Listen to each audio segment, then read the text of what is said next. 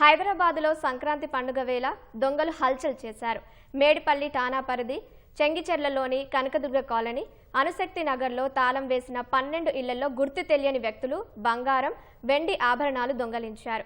దుండగులు మారణ ఆయుధాలతో కారులో వచ్చినట్లు సీసీ కెమెరాలో దృశ్యాలు నమోదయ్యాయి. సమాచారం అందుకున్న పోలీసులు సంఘటన స్థలికి చేరుకుని విచారణ చేపట్టారు.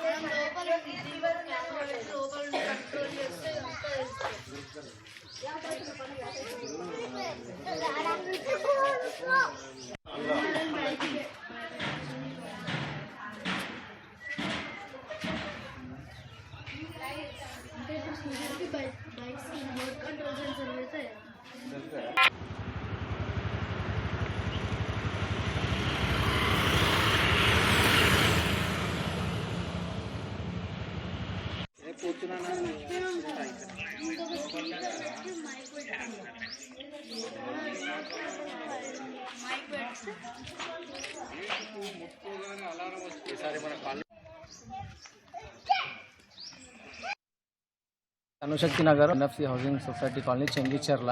ఈ కాలనీలో 2 ఇళ్లలో దొంగతనం జరిగింది. పక్కన మా కాలనీ పక్కన ఇంకో కాలనీస్ ఉన్నాయి, కనకదుర్గ నగర్ అనేసి. అక్కడ కూడా దొంగతనం జరిగిందని ఒక 10 నుంచి 13 ఇండ్లు మొత్తం కలిసి జరిగింది. చాలా పెద్ద ఎత్తున జరిగింది. ఇంచుమించు ఎంత లేదనో ఒక 20 లక్షల దాకా దోపిడీ జరిగింది 2 ఇండ్లల్లో. అంచనా ప్రకారంగా 30 తులాల బంగారము, వెండి ఒక 15 తులాల దాకా పోయింది.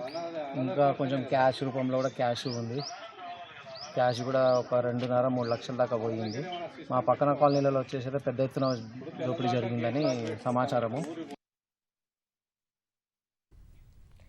సంక్రాంతి పండుగ వేళ హైదరాబాద్లో దొంగలు హల్చల్ చేశారు. మేడిపల్లి పరిధిలో 12 ఇళ్లలో చోరీకి పాల్పడ్డారు. పూర్తి వివరాలు మా ప్రతినిధి రమేష్ని అడిగి తెలుసుకుందాం. రమేష్, చెప్పండి, చోరీల్లో ఎంత మేర సొత్తుపోయినట్లు తెలిసిందా? పోలీసులు ఏమంటున్నారు? మేడ్చల్ జిల్లా, మల్కాజ్గిరి జిల్లాలకు సంబంధించి కూడా మేడిపల్లి పోలీస్ స్టేషన్ సమీపంలో నవదుర్గ కాలనీ, తర్వాత అనుశక్తి నగర్ కాలనీ నుంచి కూడా మొత్తం 12 ఇళ్లలో కూడా ఈ గుర్తు తెలియని దుండగులు లోపలికి చొరబడి ఇంట్లోకి చోరీ చేసినట్టు కూడా అక్కడున్న సీసీ కెమెరాల ఆధారంగా స్థానికులు పోలీసులకైతే ఫిర్యాదు ఇవ్వడం జరిగింది. పోలీసులు ఫిర్యాదు మేరకు కేసు నమోదు చేసుకుని ఎక్కడైతే చోరీ జరిగిందో అక్కడ వాళ్ళ ఇళ్లలోకి వెళ్లి క్లూస్ ఆధారంగా కూడా ఆధారాలు అయితే సేకరించడం జరిగింది. అదేవిధంగా సీసీ ఫుటేజీలు కూడా పరిశీలించి తర్వాత ఇక్కడ వచ్చిన దొంగలకు సంబంధించి కూడా అంతరాష్ట్ర వాళ్ళు ఉన్నారా లేదా ఇక్కడ లోకల్ కు సంబంధించిన దొంగలు ఏమైనా ఉన్నారనే దాని మీద కూడా పోలీసులు ప్రాథమికంగా దర్యాప్తు అయితే కొనసాగిస్తున్నారు. దీంట్లో దాదాపు 12 ఇళ్లలో, అంటే ఒక్క కాలనీకి సంబంధించి మరో కాలనీ కూడా వెంబడి ఉంటుంది కాబట్టి దాంట్లో దృష్టిలో పెట్టుకొని ఈ దొంగలు ఒకేసారి 12 ఇళ్ల పైన కూడా చోరీకి పాల్గొనడం జరుగుతుంది. అందరూ కూడా వారి ఇళ్లలో సంబంధించి కూడా సంక్రాంతి పండుగను పురస్కరించుకొని వారి స్వగ్రామాలకు వెళ్లి తర్వాత ఆ పండుగ జరుపుకోవడానికి తీసుకున్నట్లయితే ముందుగానే రిక్కీ నిర్వహించిన తర్వాతనే ఎవరు లేని ఇళ్లలోకే టార్గెట్ చేసుకుంటూ కూడా ఈ చోరీకి పాల్పడినట్టు తెలుస్తుంది. దాంట్లో ప్రధానంగా బంగారు, తర్వాత వెండి ఆభరణాలకు సంబంధించి కూడా కొంతవరకు పోయాయని చెప్పి బాధితులైతే చెప్తున్నారు. కానీ పోలీసులు పూర్తి స్థాయిలో వివరాలు సేకరించాల్సిన అవసరం ఉంది. దీంట్లో ఎంతవరకు సొత్తు పోయింది, తర్వాత ఎంత నగదు పోయింది, ఎంత బంగారు,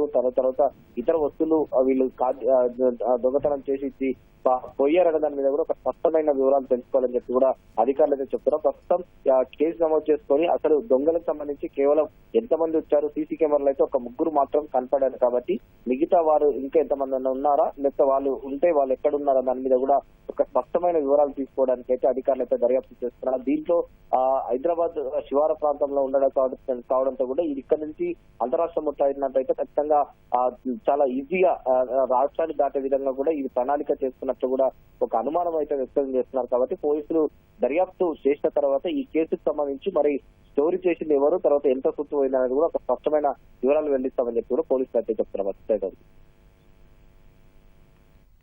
ధన్యవాదాలు రమేష్.